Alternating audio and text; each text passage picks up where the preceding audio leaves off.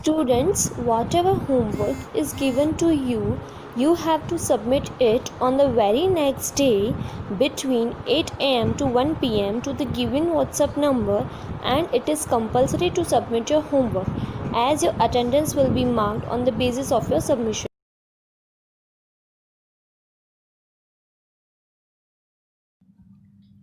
नमस्ते बच्चों, आज हम पढ़ेंगे कक्षा 7 का पाठ 9 क्या निराश हुआ जाए।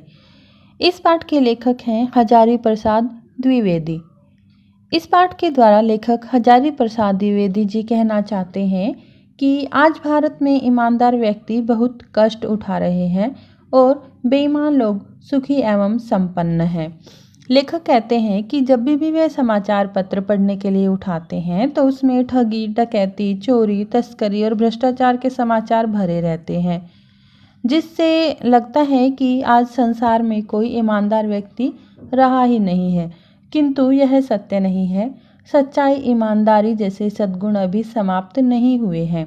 आए दिन होने वाली अनेक अप्रिय घटनाओं की तुलना में मानवीय पक्ष को उभारने वाली एक भी घटना कहीं अधिक महत्वपूर्ण है। आज भी सच्चाई, ईमानदारी और परोपकार जैसे गुण हैं। तो आइए इस पाठ को पढ़कर जानते हैं कि लेखक ने ऐसे कौन कौन सी घटनाओं का वर्णन किया है जिससे लगता है कि आज भी संसार में ईमानदार व्यक्ति हैं। मेरा मन कभी कभी बैठ जाता है। समाचार पत्रों में ठगी, डकैती, चोरी, तस्करी और भ्रष्टाचार के समाचार भरे रहते हैं। आरोप प्रत्यारोप का कुछ ऐसा वातावरण बन गया है कि लगता है देश में कोई ईमानदार आदमी नहीं रह गया है। हर व्यक्ति संदेह की दृष्टि से देखा जा रहा है। जो जितने ही ऊंचे पद पर है उनमें उतने ही अधिक दोष दिखाए जाते हैं, अवगुण होते हैं।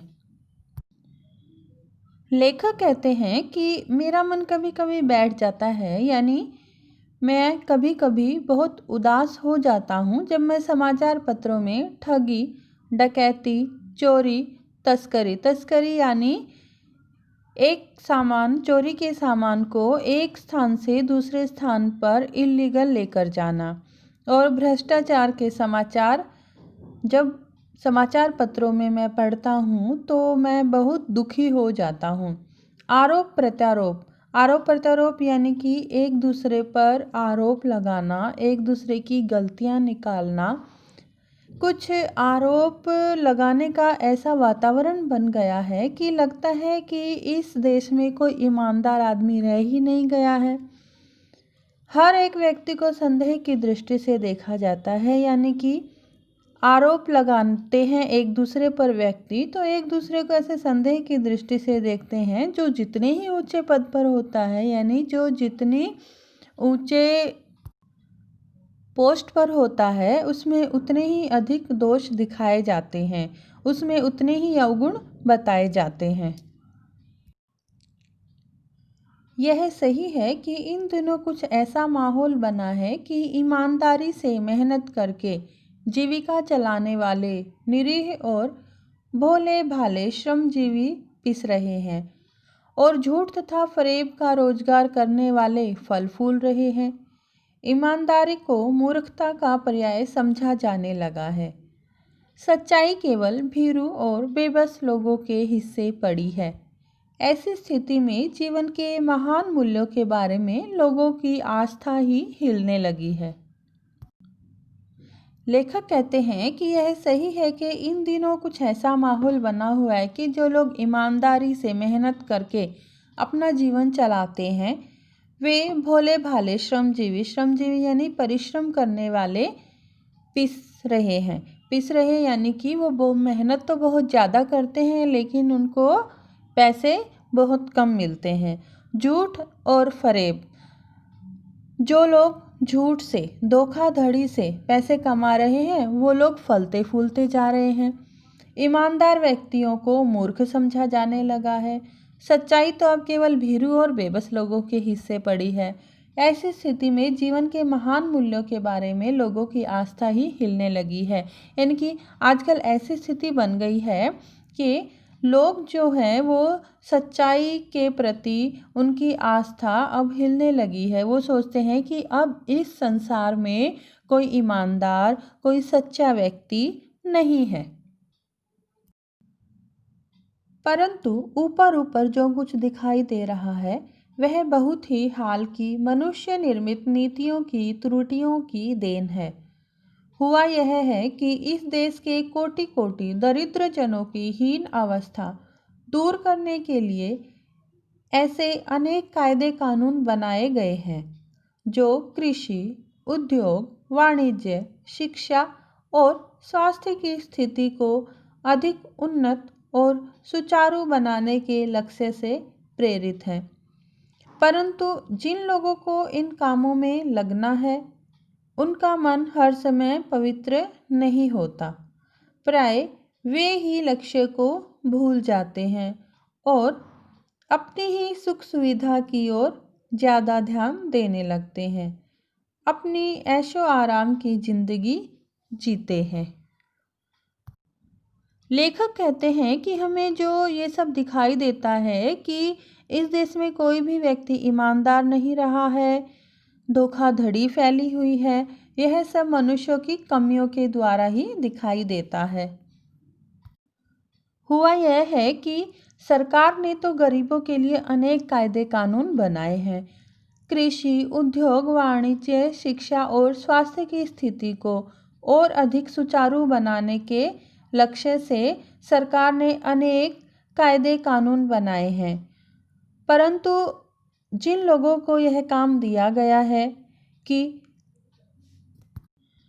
उन लोगों तक यह सुविधा पहुंचानी है, वे व्यक्ति ही अपने लक्ष्य को भूल जाते हैं और उन लोगों तक वे सुख सुविधा पहुंचाने की बजाय वो अपनी सुख सुविधा की ओर ज़्यादा ध्यान देने लगते हैं। वो सब धन जो सरकार उन्हें गरीबों की मदद करने के लिए देती है, वो सारा धन वो अपने ऊपर, अपने ऐशो आराम में लगा देते हैं। भारतवर्ष सदा कानून को धर्म के रूप में देखता आ रहा है। आज एकाएक कानून और धर्म में अंतर कर दिया गया है। धर्म को धोखा नहीं दिया जा सकता, कानून को दिया जा सकता है। यही कारण है कि लोग धर्म भीरू हैं। वे कानून की त्रुटियों से लाभ उठाने में संकोच नहीं करते।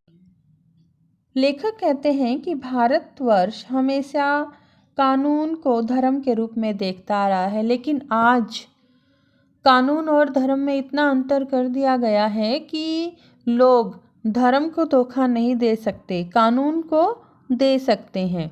यही कारण है कि जो लोग धर्म भीरू हैं, धर्म भीरू यानी कि जो लोग धर्म के खिलाफ काम करने से डरते हैं, वे कानून की त्रुटियों से यानी कि कानून की गलतियों से लाभ उठाने में, वो कमियों में, कानून की कमियों से लाभ उठाने में थोड़ा भी संकोच नहीं करते। वे लोग कानून को धोखा दे सकते हैं लेकिन अपने धर्म को धोखा नहीं दे सकते।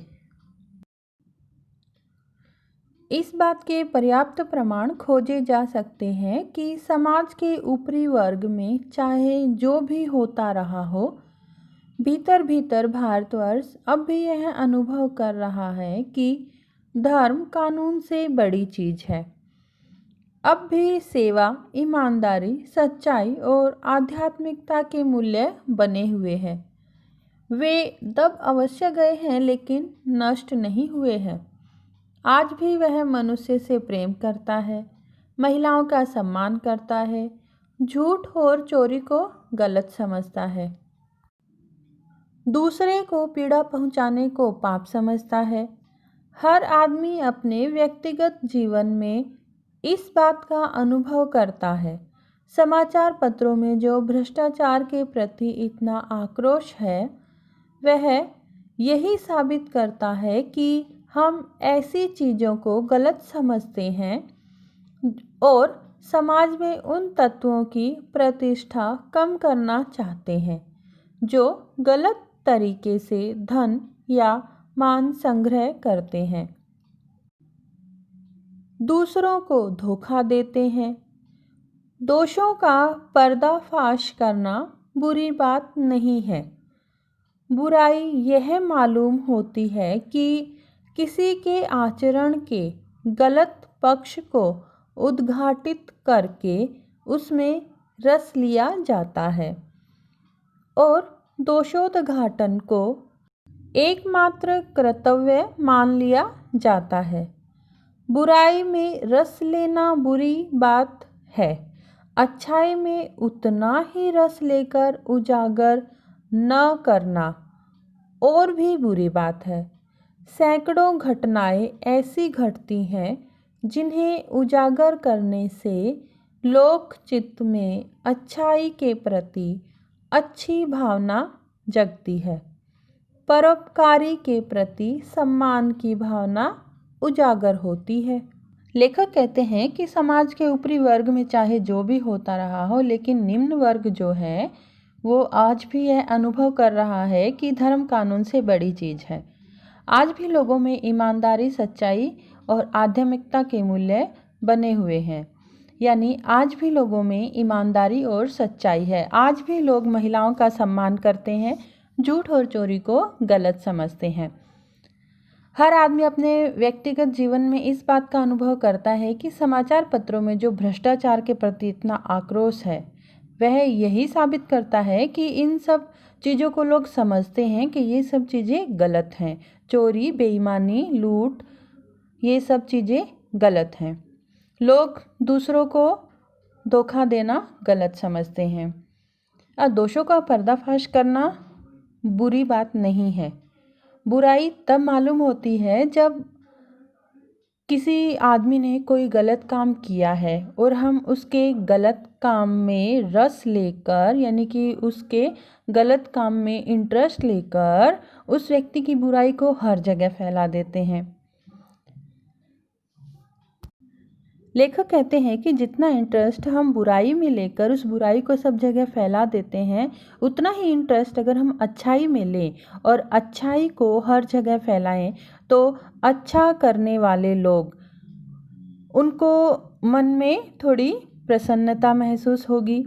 सैकड़ों ऐसी घटनाएं घटती हैं जिन्हें उजागर करने से लोकचित्त में अच्छाई के प्रति भावना अच्छी जगती है। यानी कि जब हम अच्छाई को चारों तरफ फैलाते हैं तो लोगों में वो अच्छा काम करने की भावना अधिक जागृत होती है।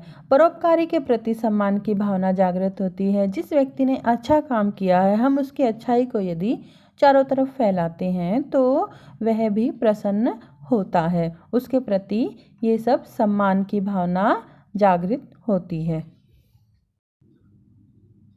आज हमने पाठ का पहला भाग पढ़ा। अब अगला भाग हम अपनी अगली वीडियो में पढ़ेंगे।